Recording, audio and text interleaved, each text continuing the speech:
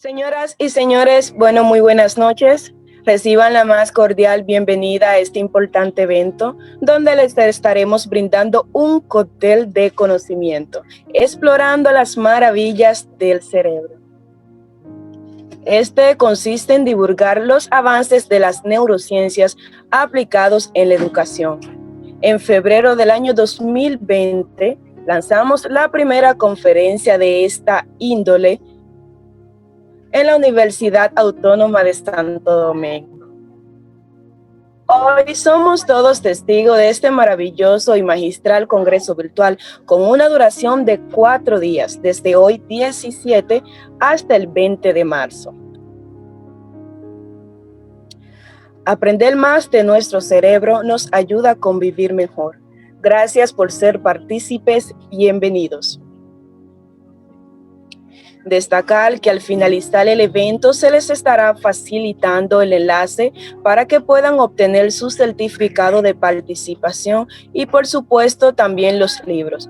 Este enlace estará disponible a través de sus correos electrónicos y a través de nuestras redes sociales durante 24 horas. Bueno, pues primero que nada, me presento. Mi nombre es Erika Severino, soy secretaria general del Felabelli Way y quisiera de manera muy cordial saludar a cada uno de nuestros invitados especiales y personalidades que hoy nos acompañan, además de todos los presentes en esta reunión.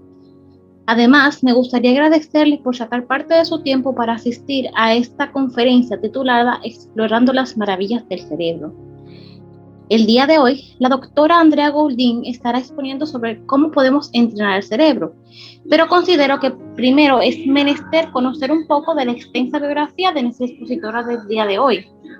Andrea Goulding es licenciada en Ciencias Biológicas de la Facultad de Ciencias Exactas y Naturales de la Universidad de Buenos Aires y doctora en Ciencias Fisiológicas de la Universidad de Medicina de la UBA.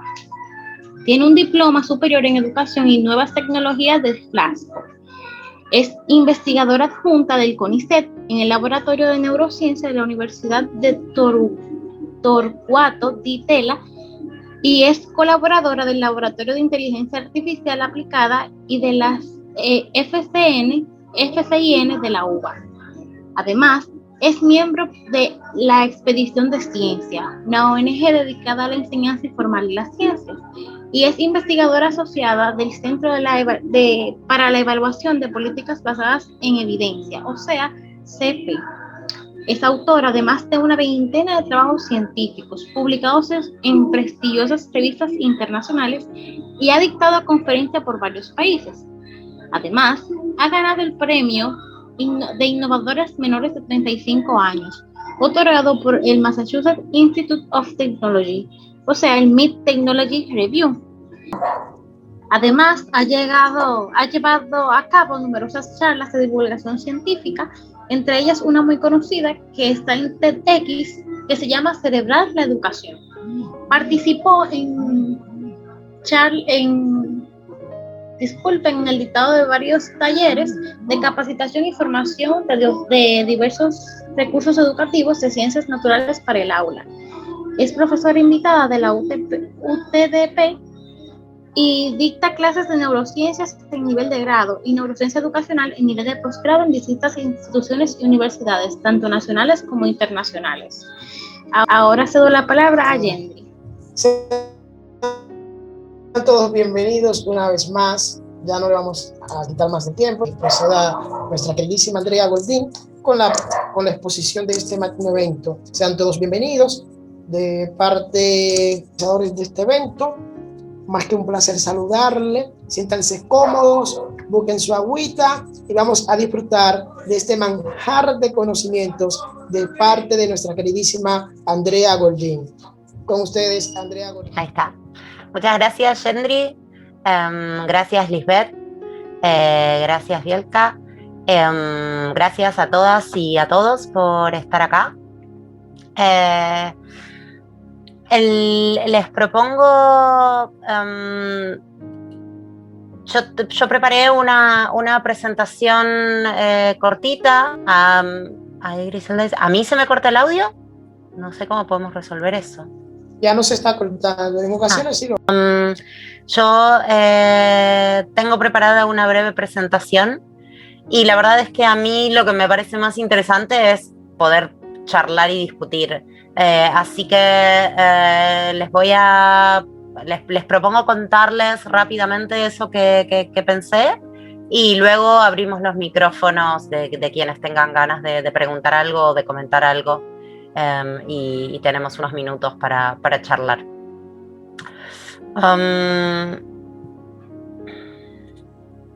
Vamos a ver si esto funciona.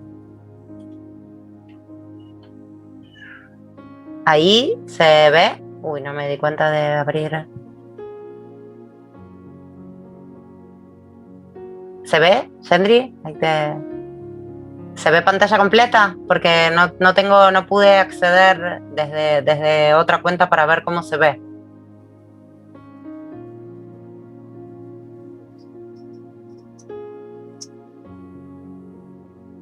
Sí, se ve.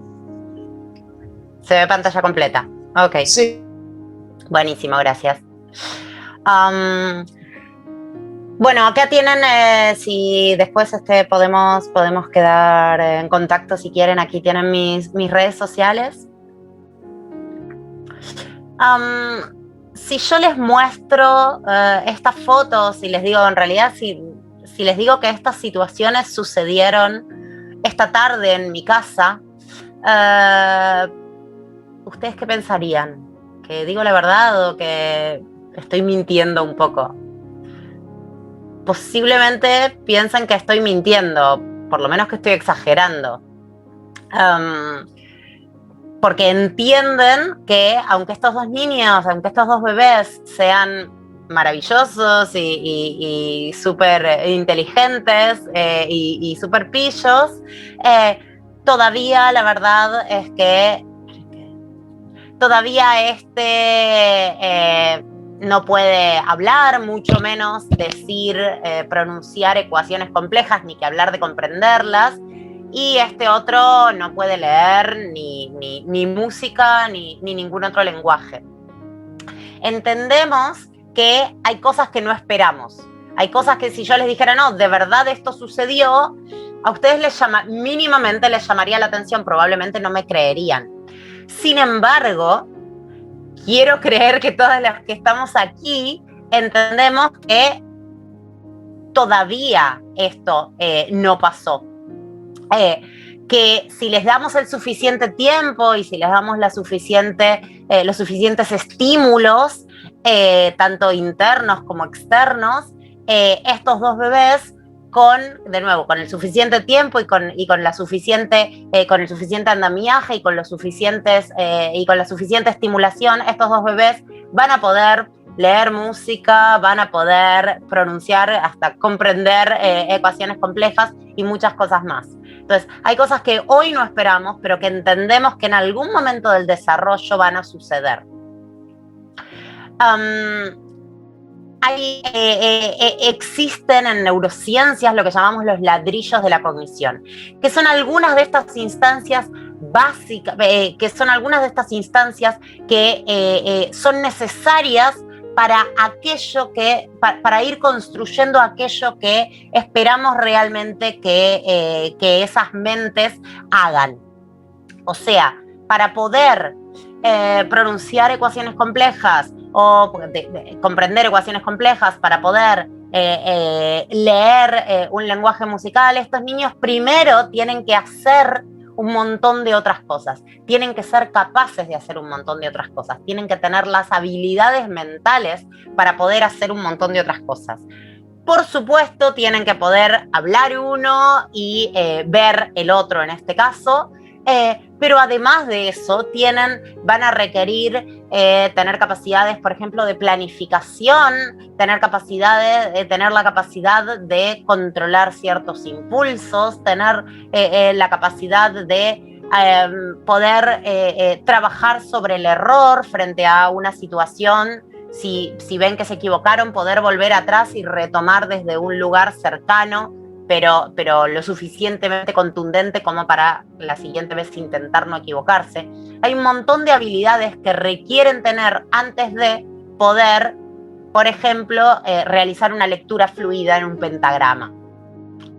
esas habilidades, entonces, esto que entendemos como sociedad, esto que entendemos naturalmente, que hay cosas que vamos a necesitar hacer primero para hacer otras después, se puede traducir, por ejemplo, en la universidad, donde, bueno, para poder hacer álgebra 5, primero voy a tener que haber cursado álgebra 1, ¿no? En esto de las correlatividades se ve muy claramente. Para poder cursar el último año del colegio secundario, sería deseable que fuera necesario cursar antes el primero, que realmente los contenidos del primer año del colegio secundario después sean requisito para poder comprender cosas en el último año, y así sucesivamente.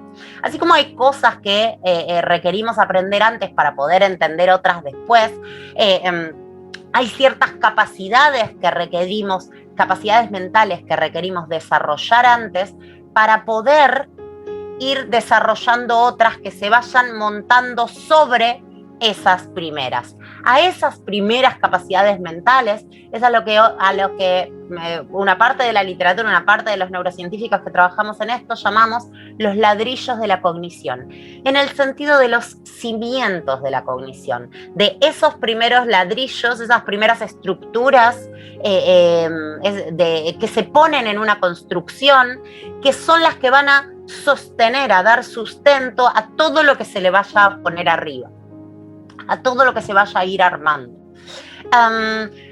Estos ladrillos de la cognición son necesarios, como les decía, para comprender ecuaciones complejas, para producir ecuaciones complejas, para poder leer distintos lenguajes, pero también son necesarias para poder jugar a la pelota, para poder tomar turnos a la hora de realizar actividades, para poder no saltar en un momento en el que sería peligroso saltar, para poder no pegarle a un compañerito, etcétera, etcétera. Esas capacidades muy básicas que tienen que ver con poder tener un funcionamiento competente, se dice poder tener un funcionamiento ejecutivo competente. Esas capacidades que básicamente, para hacerla corta, tienen que ver, por ejemplo, con, bueno, yo me fijo una meta, yo quiero hacer algo, entonces tengo una meta fijada, tomo decisiones, pienso un camino, planifico un camino para llegar a esa meta y empiezo a andar ese camino. Y en algún momento puede suceder que aparece un obstáculo que yo no había previsto o que es nuevo y de golpe aparece. Y entonces yo tengo que tener la suficiente flexibilidad para poder sortear ese obstáculo sin ponerme a llorar, o ponerme a llorar demasiado por lo menos en el medio. Tengo que tener la capacidad de poder sortear ese obstáculo y poder volver a la ruta original para alcanzar ese objetivo. O en todo caso la flexibilidad para sortear el obstáculo y tener la rapidez para poder darme cuenta de que ahora que lo sorteé, lo que me conviene es generar un camino nuevo para llegar a ese mismo objetivo original. Y eventualmente, por supuesto, tener la flexibilidad para darme cuenta de que ese objetivo final era demasiado complejo, demasiado inalcanzable, o en estas circunstancias no puedo acceder, y entonces tener las herramientas mentales para poder pensar, cambiar ese objetivo y que siga sirviendo a mis fines, a los fines que yo tenía, por los cuales me había puesto ese objetivo originalmente. Estas capacidades que les estoy mencionando, que son estos ladrillos cimientos de la cognición, se llaman funciones ejecutivas o funciones de autorregulación. Son muy parecidas, hay pequeñas distinciones que si quieren después charlamos, pero en la literatura se llaman funciones ejecutivas. ¿Qué se logra con esta? Entonces, estas funciones ejecutivas se van a ir entrenando, se van a ir desarrollando a lo largo de toda nuestra vida, desde que nacemos, en algunos casos desde muy poco tiempo después de nacer, en otros de un poco más, pero desde, digamos, los primeros años de vida se empiezan a desarrollar estos ladrillos y continúan desarrollándose hasta la edad adulta. ¿Qué es el entrenamiento cognitivo? El entrenamiento cognitivo es ni más ni menos que la ejercitación sostenida de estas funciones ejecutivas. El entrenamiento cognitivo se logra con un uso desafiante de las funciones ejecutivas. Les recuerdo, las funciones ejecutivas son las capacidades de controlar impulsos, de hacer un plan, de pensar objetivos, de actuar en consecuencia para lograr esos objetivos, de tener cierta flexibilidad, de recordar el objetivo, de recordar los pasos que me había propuesto. Todas esas son estas funciones ejecutivas o de autorregulación. Entonces, yo les decía, se desarrollan a lo largo de toda la vida. ¿Qué quiere decir que se desarrollen? Que las vamos mejorando, que las vamos entrenando, que las vamos ejercitando. Y a mí me gusta usar bastante, a mí me gusta este dibujo, porque la verdad es que el entrenamiento cognitivo es muy parecido filosóficamente al entrenamiento físico que podemos hacer en un gimnasio o practicando un deporte. Cuando todos en algún momento de nuestra vida hemos realizado algún deporte, hemos ido al gimnasio, hemos salido a correr, hemos salido a caminar, en el sentido de realizar actividad física, con el objetivo de realizar actividad física, no salir a hacer algún trámite. Y cuando hacemos eso, lo que hacemos es poner en juego los distintos músculos que sean. Si es caminar, serán más las piernas. Si es hacer cierto deporte, serán más los brazos, serán más los abdominales, los glúteos, todo junto un poco, va a depender de lo que hagamos, pero con esa ejercitación nosotros vamos a estar activando ciertos músculos, ciertos grupos musculares, y vamos a hacer que esos músculos se fortalezcan. No solo que se fortalezcan los músculos, sino que vamos a lograr precisión, vamos a lograr sostener, eventualmente vamos a lograr sostener la actividad física con esos músculos, vamos a tener mayor resistencia, etcétera. Vamos a lograr un montón de cosas. ¿Cómo lo hacemos? Simplemente practicando, ejercitando, estimulando. Con el entrenamiento cognitivo es lo mismo. Para lograr un entrenamiento de la mente, lo que vamos a necesitar es hacerla ejercitar, hacerla practicar esas cosas. Al igual que con el entrenamiento físico, cuando ya hace un tiempo que venimos, por ejemplo, imaginemos el hecho de salir a caminar. Al principio, la primera vez que salimos a correr. La primera vez que salimos a correr podemos correr unos pocos metros, unos cientos de metros, y ya nos cansamos. Ok, las siguientes veces, entonces las primeras veces vamos a correr un poco y a caminar un poco, y a medida que vayamos ganando este entrenamiento, que nuestros músculos se vayan afianzando, que nuestro cerebro entienda lo que queremos hacer, que sucedan todas estas cuestiones, vamos a ir ganando, vamos a ir pudiendo alcanzar objetivos mayores, vamos a poder correr más, vamos a poder correr más tiempo, vamos a poder correr mayor cantidad de metros, etcétera, etcétera. Eventualmente en algún momento podremos correr una maratón, pero a nadie se le ocurriría ir a correr una maratón el primer día que sale a correr, porque es una locura. Por favor, no lo hagan. Al igual que con este entrenamiento físico, con el entrenamiento cognitivo pasa lo mismo. A nadie se le ocurriría empezar a entender con un libro de álgebra 5, era el ejemplo creo que di antes, sin antes tratar de entender la aritmética básica e ir avanzando progresivamente. Entonces, así como uno puede hacer actividad física para ir ganando esa destreza justamente muscular y física y motora que requiere, uno puede ir haciendo actividad cerebral y actividad mental para poder ir ganando en este entrenamiento cognitivo.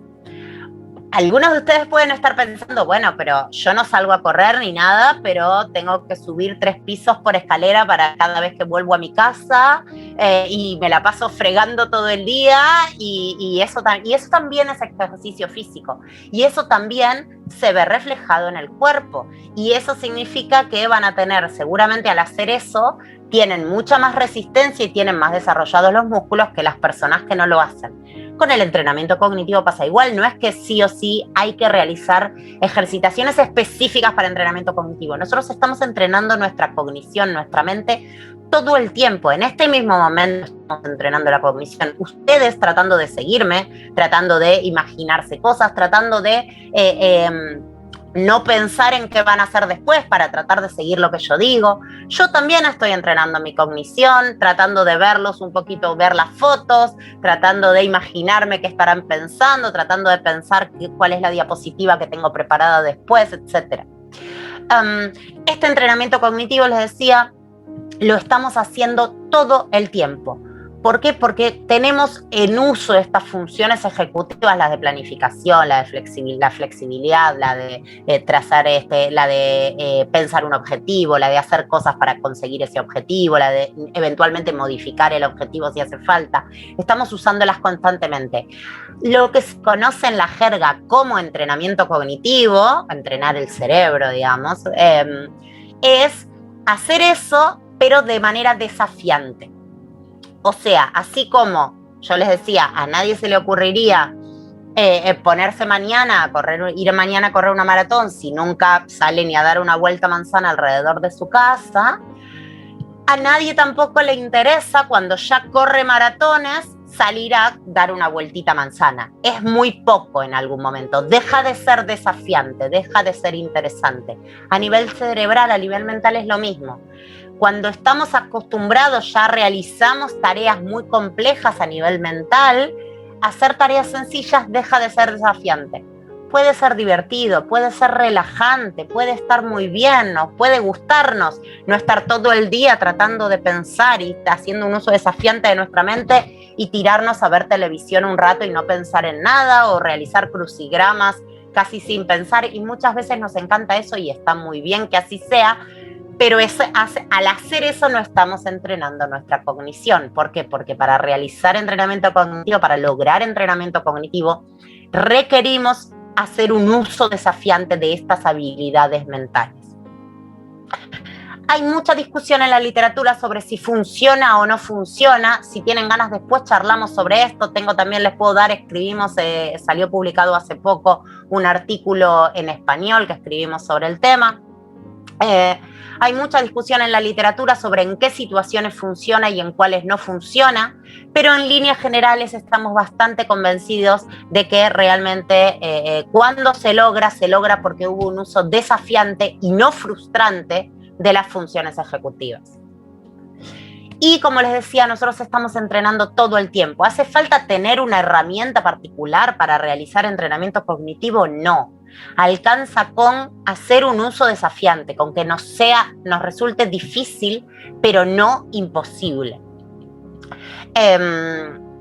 Nosotros, con todas estas ideas en mente, hace ya más de 10 años, desarrollamos una serie de juegos de computadora que se llaman Mate Marote, que son, como les decía, es un software, es libre, es gratuito, la licencia la tiene el CONICET, que es la Agencia Nacional de Investigación Científica de mi país, de Argentina, pero tenemos colaboraciones con distintas partes del mundo. Nosotros, con esta idea de entender cómo se van desarrollando estos ladrillos esenciales y qué es necesario para entrenar la mente, desarrollamos juegos que apuntan específicamente a justamente entrenar la cognición. De nuevo, no porque no estemos haciendo esto todo el tiempo, sino porque lo que buscamos aquí es, si los niños, las niñas van a pasar un rato frente a una pantalla, que por lo menos parte de ese tiempo sea o que si queremos, que si los adultos y las adultas queremos, parte de ese tiempo sea jugando a juegos que realmente les sirvan y que el día de mañana repercutan en su comprensión de lengua y matemática en la escuela, o en que puedan producir ecuaciones complejas, o en que puedan entender un pentagrama o cualquier otra cosa que quieran hacer. Desarrollamos estos juegos pensando en fortalecer la mente de los niños y las niñas que los juegan, mientras les resulta divertido y estimulante. Entonces, ¿qué tipo de investigaciones hemos hecho? Bueno, básicamente con escuelas, con grupos de niños. Nosotros en neurociencias cognitivas no es investigación clínica, se trabaja con grupos de gente, con poblaciones de gente, y hacemos análisis poblacionales, no hacemos diagnóstico. un grupo de niños dentro de una escuela juegan a los juegos de mate marote y otro grupo de niños juegan a juegos control. ¿A qué me refiero con juegos control? Son juegos que son igualmente motivantes, igualmente estimulantes e interesantes que los de mate marote, pero que no entrenan estas funciones ejecutivas, que no estimulan estas capacidades del pensamiento que hablábamos. ¿Y por qué es importante tener juegos control? Bueno, porque ya se sabe que el mero hecho de jugar va a entrenar la cognición, va a ser un entrenador cognitivo, el juego, solo el juego, y eso vale para cualquier edad, todos tendríamos que jugar mucho más. Entonces, la intención nuestra no es ver si el juego va a favorecer o no las funciones ejecutivas, porque eso es algo que sabemos que sí, hay bastante evidencia de que sí, sino que lo que queremos es saber si juegos pensados específicamente para entrenar estas funciones lo logran. Y lo que hacemos para poder evaluar si realmente estos juegos lo logran es evaluar a los chicos justamente antes y después. Aquí están estas flechas, no sé si se llegan a ver, antes y después de una cantidad de tiempo que juegan, y los evaluamos en formato lúdico, siempre con otros juegos, para saber si realmente se entrenaron, se estimularon, si mejoraron estas funciones ejecutivas que yo les comentaba. ¿Cuánto tiempo juegan los niños? Eso depende, hemos hecho un montón de investigaciones hasta el momento y tenemos de todo, pero digamos que entre 1 mes y 3 meses, 2 a 3 veces por semana, en algunos casos tuvimos 1 vez por semana, 10, 15 minutos por día, alcanzan para ver diferencias luego de jugar en comparación con antes y para el grupo que juega a los juegos de mate marote en comparación con el grupo que juega a los juegos control, que son juegos como les decía, similares, pero similares en la motivación, pero son más parecidos a los comerciales y no están hechos pensando en entrenar el cerebro, sino simplemente en divertir, lo cual está muy bien. Pero nosotros queríamos algo más, queríamos divertir y además entrenar el cerebro. Entonces lo que pensamos es, bueno, ¿cómo podemos hacer para saber si realmente además de estas evaluaciones de laboratorio que tenemos, además de ver si, de poder probar que realmente estos juegos de mate marote entrenan las capacidades mentales estas básicas que buscamos en los niños y las niñas? ¿Cómo podemos hacer para encontrar algo que con lo cual los niños y las niñas y la comunidad educativa en general, sus familias y las instituciones educativas vean que hay una diferencia? O sea, ¿cuál es nuestra base? Nuestra base teórica es: las funciones ejecutivas son necesarias, son los cimientos, los ladrillos de la cognición y son necesarias para aprender lo que sea que vayamos a aprender, y para hacer cualquier cosa que vayamos a hacer necesitamos tener funciones ejecutivas sólidas. Entonces, tendríamos que poder ver que alguna capacidad de la vida cotidiana se vio mejorada luego de jugar a los juegos, además de las evaluaciones de laboratorio que ya sabemos que mejoraron. Y lo que se nos ocurrió que era importante para niños, en este caso el estudio que les voy a contar fue hecho con niños de 6 años, pero trabajamos con niños de 4 a 8 años y en varios casos hemos trabajado con niños de hasta 11 años. Lo que pensamos es, bueno, ¿qué es algo que le importa a un niño de primer grado? Bueno, un niño de primer grado que está comenzando su escolaridad, algo que a un niño y a su familia le puede importar aprender, le puede importar pasar de grado, le puede importar la nota escolar. Y eso fue lo que fuimos a buscar. Fuimos a mirar qué pasaba con las notas que las docentes les ponían a los niños y cómo esas notas se veían modificadas o no según si los niños habían jugado durante un tiempo a los juegos de mate marote o a los juegos control. Esto que les voy a contar entonces se dio, trabajamos con 5 escuelas de la ciudad de Buenos Aires. En la ciudad de Buenos Aires las notas se dan, el año lectivo se divide en bimestres, tenemos 4 bimestres. Las notas se ponen en primaria, en niños de 6 años que están comenzando la escolaridad, se ponen al final de cada bimestre. Nuestra intervención, o sea, los niños jugaron a los juegos durante el 3er y el 4.º bimestre, y entonces nosotros tomamos las notas escolares del segundo bimestre como las notas de antes de la intervención y las notas escolares del cuarto bimestre como las notas de después de la intervención. Y lo que quisimos comparar fue si después de la intervención las notas eran mejores que antes de la intervención para el grupo que había jugado con Mate Marote en comparación con los niños que habían jugado a los juegos control. Luego de jugar durante, como les estoy mostrando, más o menos 3 meses, 2 a 3 veces por semana, durante 10 a 15 minutos por día, en esas veces, en total, sumado en esos 3 meses, han sido menos de 7 horas totales de juego.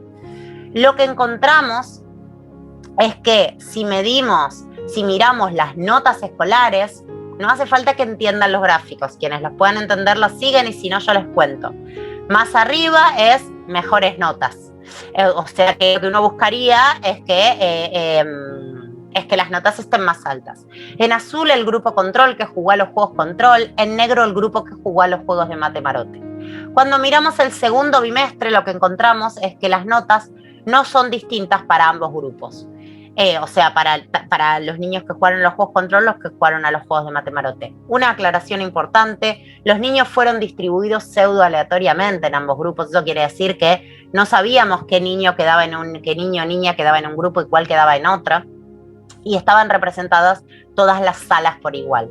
Y otra cosa importante es que las docentes de los niños no sabían que los niños jugaban a distintos juegos. Las docentes pensaban que todos los niños y las niñas jugaban a juegos que estimulaban su cognición de la misma manera. Y esto fue clave, porque nosotros necesitábamos que las docentes pusieran las notas sin esperar que algunos de los niños pudieran tener mejores notas que otros. Cuando fuimos a mirar el cuarto bimestre, lo que encontramos es que tampoco había diferencias. Las notas eran más altas en general, pero tampoco había diferencias. Ahora, algo que yo no les dije todavía es que a los niños, ustedes lo saben o se lo imaginan, los niños van a la escuela con distinta cantidad de asistencia. Algunos niños tienen asistencia perfecta y otros niños van poco a la escuela. Si niños de primer grado van poco a la escuela, no es porque no quieren ir poco, no es porque no quieren ir mucho, sino es porque hay una cantidad de problemas sociales, económicos y culturales que hacen que sus familias no puedan llevarlos tanto a la escuela. Entonces, lo que nosotros estudiamos, ya se sabía de antes y lo vimos también en nuestros datos, es que este porcentaje de asistencia también correlaciona con las notas. ¿Qué quiere decir eso? Que aquellos niños y niñas que iban más a la escuela tienen mejores notas que en sus boletines que los niños y niñas que iban menos a la escuela. Entonces nosotros dividimos a los niños y niñas por la mitad y analizamos los datos de los niños y niñas por la mitad y analizamos a aquellos niños que asistían mucho a la escuela a ver qué les había pasado con la intervención de Mate Marote y los comparamos con los niños que asistían poco a la escuela. Y esto que yo les mostré recién es de aquellos niños que asistían mucho a la escuela. Cuando miramos a lo mismo para los niños que asistían poco a la escuela, lo que encontramos es una diferencia sustancial y significativa después de la intervención, pero no antes, que lleva a una mejora en las notas de lengua y matemáticas puestas por las docentes para aquellos niños que habían jugado en la barra negra, para aquellos niños que habían jugado a los juegos de Mate Marote en comparación con los niños que habían jugado a los juegos control. Al punto de posicionarlos igual, estadísticamente igual que aquellos niños que tienen mayor contención en sus casas y pueden llevarlos más a la escuela y van más a la escuela y entonces van aprendiendo todo lo que en la escuela les piden. Hay un tema importantísimo aquí y es ¿qué sucede con estos de baja asistencia, ¿no? Yo les decía recién, bueno, los de baja asistencia de primer grado, niños de 6 años, no es que no van a la escuela porque no quieren, sino es porque no pueden, porque las familias no los llevan todos los días que deberían llevarlos. ¿Y por qué sucede esto? Porque hay una plétora de situaciones socioculturales, económicas, emocionales que hacen que no puedan llevarlos tanto. Esas situaciones, la literatura muestra que no aparecieron en el primer año de escolaridad de estos niños. Vienen sucediendo en las vidas de esos niños desde que nacieron, vienen sucediendo en los 6, 7 años de vida que tengan esos niños. Entonces, ¿qué pasó en esos 6, 7 años? La estimulación de esas funciones ejecutivas, la estimulación cognitiva que fueron teniendo esos niños y niñas a lo largo de esos 6, 7 años, fue menor porque fue menos desafiante, porque las familias estaban ocupadas resolviendo un montón de otros problemas, fue menos desafiante que la de sus compañeros que tuvieron entornos familiares también con problemas, pero no tantos, digamos. Entonces, ¿qué es lo que logramos con Mate Marote? Logramos mejorar el rendimiento académico de niños que tenían un montón de situaciones de vulnerabilidad a lo largo de sus vidas. Lo logramos, como les decía, con menos de 7 horas totales de juego distribuidas en 3 meses. ¿Por qué funciona? Porque la mente se construye progresivamente. Nosotros evaluamos como les decía, evaluamos el rendimiento en los juegos con las notas escolares. Ahora, ¿nosotros le enseñamos lengua y matemática a los niños? No. Nosotros entrenamos esas capacidades de planificación, de control de impulsos, de la flexibilidad para resolver problemas, del control emocional.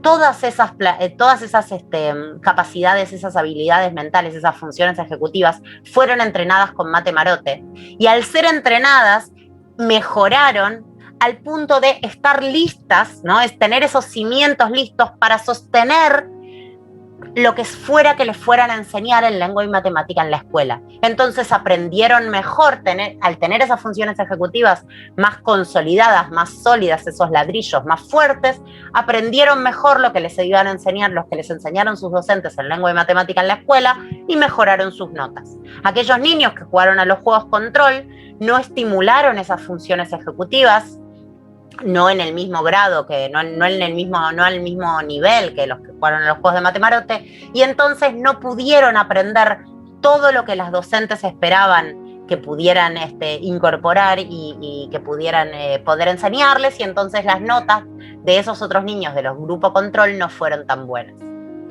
¿Hacia dónde vamos? Esta es parte del equipo con el cual trabajamos dentro del Laboratorio de Neurociencias de la Universidad Torcuato Di Tella, del Laboratorio de Inteligencia Artificial Aplicada de la Universidad de Buenos Aires, del CIPSI, del Centro de la Investigación Básica en Psicología de la Universidad de la República de Uruguay. Nosotros colaboramos, hemos hecho intervenciones en distintas partes del mundo. Aquí falta también, hemos hecho intervenciones en España. Si quieren, estamos obviamente abiertos a colaboraciones. Como les decía, Mate Marote es un software libre, es gratuito, no es de código abierto estrictamente, pero es bastante de código abierto. La licencia, la idea es que nadie pueda lucrar con esto, así que los invito a visitar la página, los invito a seguirnos en Facebook, nos pueden seguir también, estamos en Instagram como Mate Marote, y también aquí les dejo mi Facebook, andrea.p.goldin, y mi Instagram, andre.goldin, para que estemos en contacto. Si tienen ganas de, si cuentan, si tienen instituciones educativas o acceso a bastantes niños y les interesa que realicemos alguna intervención en conjunto, estamos más que abiertos a colaboraciones. Dicho eso, me callo y escucho las preguntas, me tomo un mate y estoy abierta a preguntas. Voy a dejar de compartir.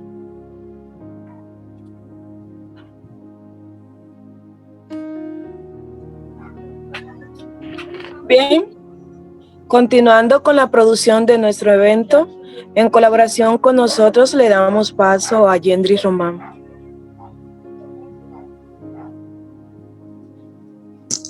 Hola, ¿cómo están todos? Andrea quiere saber quienes tienen dudas e incertidumbres, la pueden redactar a través del chat o podemos darle el paso a 2 o 3 personas a que colaboren de manera verbal, levantando la mano. Vale. por favor hagan preguntas, si no voy a pensar que no se entendió nada o que fui aburridísima y que se fueron todos. ¿Cómo se podrían entrenar las funciones ejecutivas de un adolescente? Bien, gracias, Yanira. Una valiente. Es buenísima esa pregunta porque las funciones ejecutivas, yo les decía, empiezan a desarrollarse en los primeros años de vida y continúan desarrollándose hasta la adultez. Y son además de las primeras en las cuales se puede ver el deterioro cognitivo en la adultez tardía, ¿no? En nuestros adultos mayores, o incluso en realidad a partir ya de los 20 y pico ya se empieza a ver, ya muchas de nosotras ya empezamos a notar nuestro deterioro cognitivo. La ejercitación, el tipo de tareas que entrenan las funciones ejecutivas son las mismas para cualquier edad. Lo que va a variar obviamente es el nivel de dificultad. No vamos a poner a un adolescente a resolver los mismos rompecabezas que un niño de 6 años o que un niño de 3 años, por supuesto. Y no vamos a poner tampoco a un adolescente que que tiene mucha experticia en resolver rompecabezas. No le vamos a dar el mismo rompecabezas que un adolescente que está empezando a resolverlos. Ahora, para todas las edades, esto vale para cualquier edad, ¿de qué manera logramos un entrenamiento de las funciones ejecutivas? Les voy a decir 2 cosas. Primero, les voy a contestar en líneas generales y después vamos a hablar de las particularidades, de las individualidades de cada uno de nosotros. En líneas generales requerimos tareas que vayan a entrenar, que vayan a requerir que planifiquemos cosas. O sea, pensar, bueno, yo tengo que resolver esta tarea, ¿cómo hago para resolverla? Y hacer el ejercicio mental, no ir rápidamente a resolverla, sino hacer el ejercicio mental de qué pasos debería seguir y cuál sería el resultado luego de seguir cada uno de esos pasos hasta finalmente lograr esa tarea. Esa ejercitación mental es muy buena para las funciones ejecutivas en general. Por supuesto, cuál va a ser esa tarea va a depender de yo les decía, de las individualidades de cada uno de nosotros. Y que eso, por un lado, tiene que ver con la edad y por otro lado, tiene que ver con nuestras diferencias individuales, las diferencias de lo que se nos da más o menos fácil a cada uno y también las diferencias de nuestros intereses y de nuestra historia previa y de nuestra educación previa. Otra cosa que es muy importante para entrenar, que sirve mucho para entrenar de nuevo, ¿vale? Para cualquier edad, y lo que va a cambiar es cuán desafiante sea eso para cada persona en particular, es el control. Aguantarnos las ganas de hacer algo. Y eso es algo que nos cuesta mucho. Por ejemplo, si a todas nos pasó en algún momento querer hacer una dieta y sucumbir frente a la heladera o frente a un pastel o frente a algo muy rico, ¿no? Y que nos cueste mucho. Entonces, ese es un buen ejercicio de funciones ejecutivas. Es cruel porque, bueno, uno quiere comer eso. Pero ese tipo de ejercicios de control, ¿no? De decir, bueno, ¿querés esto? Bueno, espera un poquito para tenerlo. Esa ejercitación es muy buena. Entonces, eso tiene que ver, por ejemplo, con los límites. Y eso vale de nuevo para cualquier edad. Aguantarse las ganas un rato, aguantarse las ganas. Cambiar de idea, tener la flexibilidad de poder cambiar. Yo les decía, ¿no? Me planteo un objetivo y pienso cómo hago para llegar a ese objetivo, planifico y en el medio me surge un problema y tengo que tener la flexibilidad de poder sortear ese obstáculo para poder reencauzarme hacia ese objetivo o eventualmente tener la flexibilidad de cambiar el objetivo si me doy cuenta de que es inconducente. Entonces, ejercitar esa flexibilidad, por ejemplo, se puede lograr pensando distintas estrategias para resolver un problema, ¿no? No quedarse con, bueno, esto se hace así, bueno, no, a ver qué otras maneras hay. La flexibilidad se logra también, se ejercita, no se logra, ¿no? Se ejercita también pudiendo escuchar a otros y pudiendo ponerse en el lugar de los otros. Entonces, fíjense, ¿no? Que según las edades que tengamos y según los intereses y según las cosas que nos resulten desafiantes en cada momento de la vida y a cada una de nosotros, que van a ser todas diferentes, ¿cuáles van a ser esas actividades que van a requerir un uso desafiante y no frustrante de las funciones ejecutivas. Y eso es básico. Y sé que aquí hay educadores, educadoras. Estamos hablando de Vygotsky puro y duro. Es la línea proximal de Vygotsky. O sea, las actividades tienen que ser desafiantes, pero no frustrantes. Y eso es individual de cada uno de nosotros. Va a depender de la edad, va a depender de la cultura y demás, pero en líneas generales es particular de cada uno de nosotros. No sé si te contesté Freilin y a las otras. Y una, no, Freilin no era Yenira. Perdón, y otra cosa que les quiero contar, ya que estamos, que es un trabajo nuevo que empezamos con Mate Marote hace 1 año y medio ya. Como les decía, las funciones ejecutivas son las primeras que empiezan a deteriorarse en la adultez. Y entonces lo que nosotros pensamos fue, bueno, si nosotros sabemos ya y tenemos bastante evidencia publicada, distintos artículos científicos que muestran y muchos años de investigación ya encontramos que realmente con Mate Marote entrenamos, estimulamos estas funciones ejecutivas, podremos estimularlas también en los adultos mayores de modo tal de retrasar el deterioro cognitivo. El deterioro cognitivo no se puede evitar, lamentablemente, pero por lo menos podremos retrasarlo, hacer que empiece lo más tarde posible, que sea lo menos grave posible. Y entonces empezamos con un grupo de médicos, de neurólogos y de gerontólogos a trabajar para evaluar el alcance de Mate Marote para adultos mayores. Y estamos ahora mismo haciendo distintas investigaciones y están bastante interesantes los resultados, pero todavía son muy preliminares. Así que también el año que viene vamos a alargar una gran campaña para evaluar el alcance de Mate Marote en adultos mayores, todo virtual. Que va a ser en Argentina, pero si nos siguen en redes, ya les decía, andre.goldin en Instagram, andrea.p.goldin en Facebook, Mate Marote OK en Facebook, Mate Marote, mate.marote en Instagram, nos pueden seguir y van a enterarse y cuando lo hagamos el año que viene pueden poner a sus familiares, a conocidos a participar, que nos va a servir a nosotros y también les va a servir a ellos. Aunque no podamos demostrar, aunque todavía no sepamos si realmente Mate Marote entrena las funciones ejecutivas en los adultos mayores, sí sabemos que les gusta y que les divierte, y sabemos, como les decía, que el juego es también muy bueno para la mente. Así que en cualquier caso, esa va a ser algo positivo para ellos. Que el software ofrece la opción de elegir la edad del participante. Sí, Mate Marote ofrece la opción de elegir la edad, pero todavía no tenemos niveles específicos para eso. Mate Marote es un proyecto muy a pulmón. Somos muy pocos todavía trabajando y como no nos interesa que se lucre con esto, nunca terminamos de conseguir, podemos crecer demasiado, ¿no? Porque bueno, tiene costos, pero no queremos que los paguen los usuarios y no queremos tener publicidad, entonces vamos muy de a poco. Actualmente estamos desarrollando algoritmos de inteligencia artificial para poder hacer programas personalizados y poder darle a cada niño según la edad, pero no solo la edad, como les decía, por supuesto la edad va a ser importante, pero también va a ser importante la historia previa de estimulación que tenga cada niño o cada niña.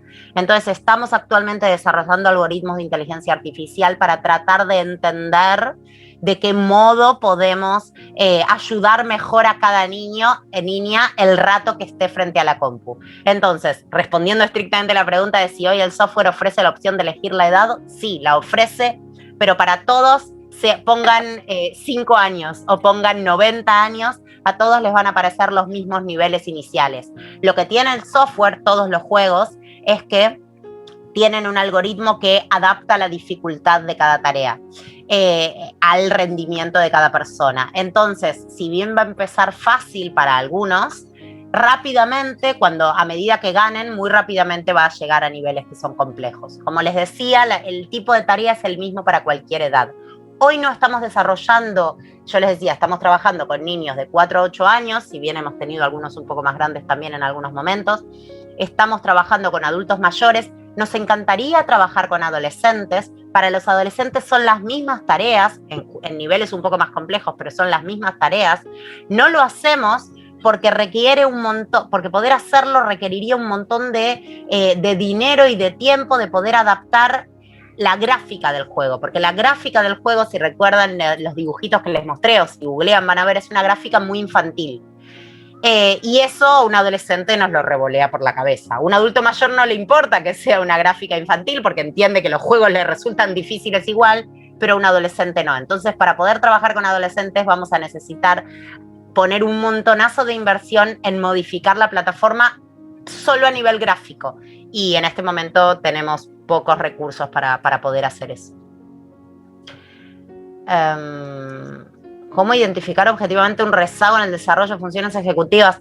No, como yo les decía, nosotros no hacemos diagnóstico, ¿no? Para realmente identificar un rezago en el desarrollo de funciones ejecutivas, hay que hacer un diagnóstico bien hecho por un profesional, hay que tener cuidado porque las funciones ejecutivas son de las primeras que muestran problemas cuando el problema es otro.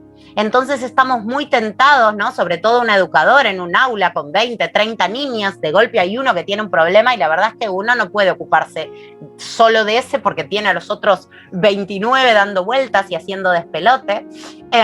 Entonces uno está muy tentado de pensar que ese niño tiene un problema, un retraso madurativo, o tiene un trastorno del desarrollo, o lo que fuere, o tiene un problema de aprendizaje. Y muchas veces lo que esos niños tienen son problemas en sus casas que los llevan, que lo primero que se ve es una dificultad en las funciones ejecutivas. Entonces tienen fallas en la concentración o de golpe tienen problemas en el control de sus emociones y eso se termina repercutiendo. Nos da la sensación de que no aprenden bien y entonces, no nos da la sensación, no aprenden bien y nos da la sensación de que eso debe ser porque tienen algún problema dentro en su cognición, una patología o un problema o algún síndrome o algún trastorno, cuando en realidad tal vez el problema en muchos casos es que sus padres están por separar, o que hay violencia en sus casas, o que está por nacer un hermanito, o alguna otra situación que puede ser desde una pavada para nosotros, claramente no para el niño, o algún problema complejo como violencia o abuso, y que se ve reflejada directamente. Las funciones ejecutivas son muy transparentes en ese sentido. Entonces, por eso es súper importante que el diagnóstico lo haga alguien que tenga la matrícula y que tenga la experiencia profesional y la idoneidad profesional para hacerlo. Porque como les digo, muchas veces estamos muy tentados y finalmente lo que termina sucediendo cuando nosotros como educadores o como alguien responsable, ¿no? como un adulto de referencia, cuando nosotros encasillamos a un niño, una niña o a otra persona, pero digo, vale para cualquier edad, ¿no? Pero cuando estereotipamos, ¿no? Cuando es como que ponemos un sello en la frente diciendo, bueno, este niño tiene problemas en el desarrollo, tiene problemas en su aprendizaje, nosotros nos quedamos sesgados y vamos a tratar a ese niño de manera diferente y peor. Y sus compañeros eso lo van a percibir y también van a hacer eso. El niño o niña lo va a percibir y va a hacer eso. La familia lo va a recibir y va a hacer eso. Otros docentes de la institución, etc. Y finalmente termina dándose un círculo vicioso que termina siendo una profecía autocumplida. Y ese niño muchas veces por algún docente o por algún adulto de referencia, no solo docentes, que en algún momento de la vida le hizo mucho hincapié a un niño en que tenía un problema, ese niño finalmente termina teniendo ese problema, pero no lo tenía al inicio. Hay muchas de profecías autocumplidas y eso también se puede entender por cómo funciona la mente y la cognición. Hay muchas preguntas más, no sé, Yendri, si querés moderar o si querés comentar algo. Quería pues, preguntar algo, ¿vale? Vale. Has repercutado bastante. Perdón, te pierdo. De nuevo, por favor, perdón. Wow. Has hecho mucho hincapié en las funciones ejecutivas Y me gustaría saber qué funciones ejecutivas estimula el juego Mate Marote, o a qué nivel puede estimular una u otra. Vale. En Mate Marote tenemos distintos juegos que estimulan todas estas que les fui mencionando. Tenemos juegos que entrenan la planificación, juegos que entrenan el razonamiento lógico, que tiene que ver con resolver problemas, por ejemplo, de analogías. Tenemos juegos que entrenan el razonamiento espacial, que tiene que ver con entender, bueno, yo tengo esta pieza que está así, cómo me conviene ponerla para que realmente encastre. Se sabe, ¿no? Esto, ¿no? El razonamiento espacial está relacionado con el aprendizaje lógico-matemático también. Tenemos juegos que entrenan el control inhibitorio, esta capacidad de controlar los impulsos y las emociones. Por ahí había una pregunta sobre eso, ahora voy. Tenemos juegos que entrenan la flexibilidad cognitiva, que es esta capacidad de cambiar el rumbo, de decir, bueno, yo tengo esta flexibilidad de decir, bueno, yo iba a ir por este lado, pero la verdad tengo que cambiar e ir por este otro. Tenemos juegos que entrenan la memoria de trabajo, que es un tipo de memoria que tiene un nombre muy feo porque es muy distinto a lo que llamamos memoria normalmente, pero que tiene que ver con poder recordar cosas durante un periodo muy, muy, muy pequeñito de tiempo. Tenemos juegos que entrenan aspectos atencionales. La atención no es una función ejecutiva, pero sí es una función de autorregulación y hay mucha interacción entre la atención y las funciones ejecutivas, por supuesto. Me debo estar olvidando alguna, pero esas son las que se me vienen a la mente ahora. Son las principales que nosotros entrenamos. Son las que se consideran las funciones ejecutivas básicas, y algunas de las que se consideran superiores, no todas las superiores. Y de nuevo, y es siempre un entrenamiento en formato lúdico. Pueden hacerse un usuario si entran a matemarote.org.ar. Pueden probar, pueden hacerse un usuario, pongan su edad real. Y van a poder ver cómo son los juegos. Y si tienen niños, niñas cerca, pónganlos a jugar si quieren para ver cómo interactúan, y van a ver cómo son los juegos. Están, por supuesto, todos y todas más que invitados a hacerlo. No hacemos, como les decía, no hacemos devoluciones directas, ¿no? No es que les vamos a decir esto. Sí, en algún momento estamos actualmente trabajando también para que los docentes sean los que puedan armar la intervención armar una intervención para su propia aula, para sus propios alumnos, y que puedan ir monitoreando cómo van jugando los niños y las niñas y cuán bien les está yendo y demás. Eso estamos trabajando, espero para el año que viene, para el otro, que podamos tenerlo disponible. Y por ahí decían, ¿no?, que me causó gracia porque había alguien que decía, es muy difícil evitar que un niño no se distraiga, y había otro que decía, yo hablaba de mí misma, ¿no? Totalmente, el control inhibitorio es de lo más difícil. Yo les decía que las funciones ejecutivas se van desarrollando a lo largo de la vida hasta la adultez, pero la realidad es que nunca terminan de desarrollarse del todo, porque el cerebro es plástico y el cerebro tiene esta capacidad, creo que hay otras charlas sobre esto, ¿no? Pero el cerebro tiene esta capacidad de ir modificándose y de ir ampliando su techo, digamos, ¿no? Entonces, mi techo hoy, en la capacidad que sea, no necesariamente es el mismo que mi techo mañana. Si yo hoy logro llegar al techo, no es que llegué a mi techo de hoy, ¿no? Pero si sigo entrenando y desafiando, voy a lograr mover ese techo. En algún momento, por supuesto, lo voy a mover menos, ¿no? Cuando estoy muy lejos del techo, puedo avanzar mucho. Cuando ya estoy en el techo, voy moviendo de a poquito el techo, pero lo voy haciendo. Entonces, el control inhibitorio a mí me divierte mucho en algún punto, porque es algo que los adultos en general tenemos bastante bien desarrollado, pero sin embargo, cuando yo les contaba, ¿no?, el caso de una dieta, a todos nos pasó, estoy haciendo dieta y de golpe ataco la heladera. De golpe me como un pastel entero y es como, no, ¿y dónde estaba tu control inhibitorio tan desarrollado a tu edad? Y bueno, en algunos momentos de la vida, en algunos momentos de la ansiedad, en algunos momentos emocionales, en algunos momentos bajo el efecto de ciertas drogas, legales o ilegales, disminuye nuestro control inhibitorio. Entonces, por ejemplo, con alcohol disminuye el control inhibitorio y de golpe le podés pegar a alguien que no tendrías que haberle pegado, bueno, nunca hay que pegarle a nadie, por supuesto. Le podés dar un beso a alguien que no tendrías que haberle dado un beso. Haces cosas en ciertas situaciones porque disminuye el control inhibitorio. Entonces, ¿qué es lo que hay que hacer? Bueno, por un lado, por supuesto, no utilizar esas drogas que uno no puede manejar, legales o ilegales, pero por otro lado, entrenar el control. Pero en ciertas situaciones, en una discusión, uno puede decir barbaridades en una discusión, ¿no? A su amor de la vida, uno le puede decir cosas horribles en una discusión. ¿Por qué? Porque en el medio de la emoción disminuye el control inhibitorio y uno dice cualquier verdura que le pasa por la cabeza.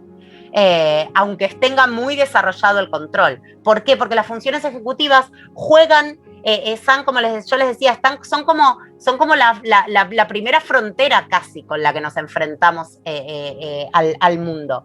Entonces, es donde se ven los problemas, es donde primero se ven las dificultades, es donde la primer barrera que baja en ciertas situaciones, ahí se ve en funciones ejecutivas. Por eso, como les decía, es tan fácil confundirse un problema de otra índole emocional, de otro tipo, con un trastorno específico del aprendizaje. Gracias, Margarita, buenísimo, jueguen, después me cuentan. Claro, y acá dice, no veo una mosca y me pierden, debo estar súper interesada en algo para no distraerme, como ahora. Bueno, qué suerte, Erisca, me alegro. Pero ni siquiera, muchísimas veces estás súper interesada en algo, y si ese algo no tiene movimiento y no tiene muchas cosas que te van motivando, que te van llamando la atención constantemente, y no tenés, como vos bien decís, una necesidad endógena, intrínseca de prestarle atención a eso, todo el tiempo se nos va la atención, porque nuestra atención tenemos muchos tipos de atención, hay distintas redes atencionales, no me voy a meter con esto, pero hay dos atenciones, una red atencional que tiene dos tipos de atención que a mí me parece muy clave a nivel educacional, que es lo que se llama la atención endógena y la atención exógena. La atención exógena es cuando algo desde afuera de nosotros nos llama la atención. Alguien dice nuestro nombre o vuela una mosca. Cualquiera de esas cosas nos llama la atención. Y llevamos nuestra atención para ese lado. Miramos o no, o simplemente prestamos atención aunque estemos mirando en otra cosa. Esa atención exógena se empieza a desarrollar a las pocas horas de vida y es eso, es de las primeras, es muy primal, no la podemos evitar, es totalmente inconsciente, no la podemos evitar. Vos no podés evitar mirar a la mosca que pasa. Lo que podés hacer es, cuando te diste cuenta de que estabas mirando a la mosca, traer tu atención, agarrar tu atención y traerla de vuelta donde querías que estuviera. Pero para eso hace falta mucho control inhibitorio y eso es muy difícil. Me callé. Última pregunta. La seguimos otro día.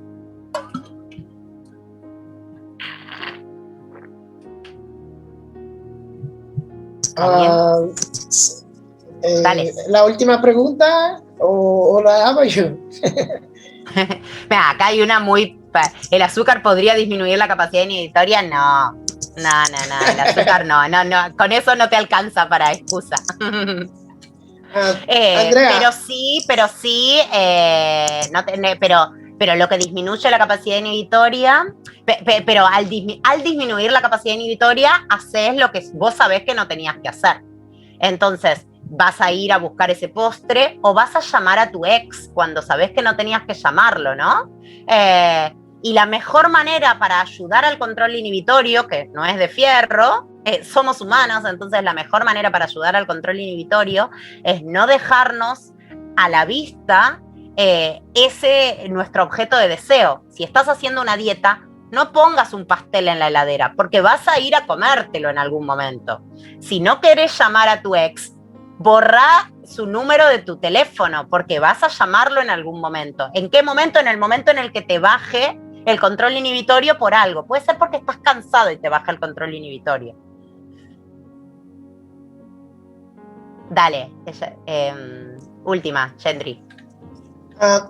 ¿Cómo nosotros podemos pues implementar todo esto de lo que he hablado, tanto las funciones ejecutivas como el mate marote? ¿Cómo podemos introducir en especial ese juego, el mate marote, dentro de la escuela, en un contexto vivencial donde el cerebro pueda pues asimilarlo mejor?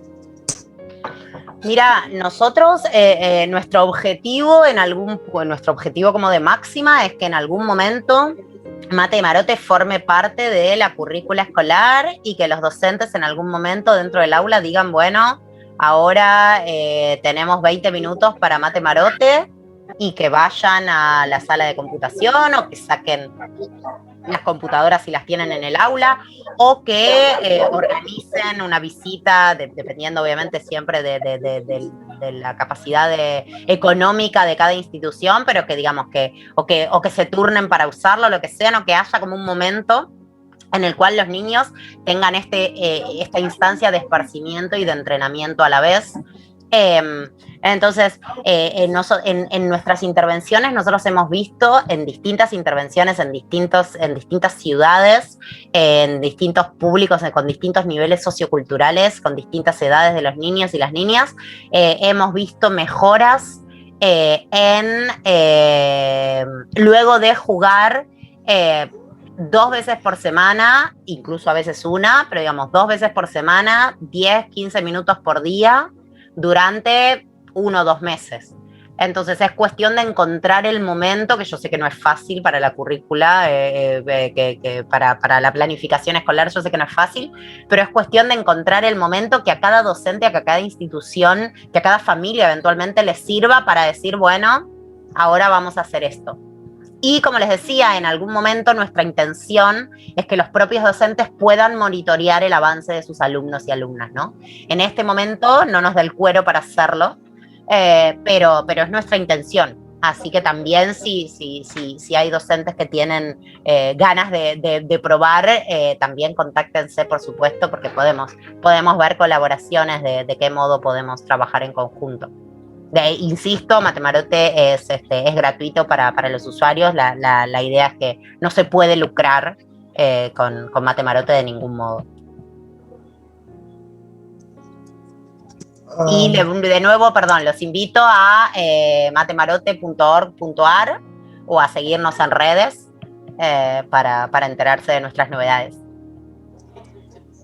Agradecemos a Andrea Goldín por su hermosa participación acá. Ha sido pues de gran aprendizaje para todos nosotros. No olviden seguir a Andrea en cada una de sus redes sociales que ya ha pautado, y también pues Mate Marote a través de sus redes. Muy grandiosa participación, y continuamos acá con nuestra queridísima Lisbeth. Adelante, Lisbeth. Muchas gracias. Bien. Un gusto. Bien, hemos terminado por el día de hoy. Muchas gracias por habernos acompañado en este increíble Congreso Virtual de Neurociencias. Recordarle que esto es hasta el sábado 20 de marzo. Así que los esperamos mañana a la misma hora con un tema súper interesante: el estrés laboral del siglo XXI, a cargo del licenciado Abraham Santos. No se lo pueden perder. Pasen feliz resto de la noche, que Dios los bendiga. Será hasta mañana.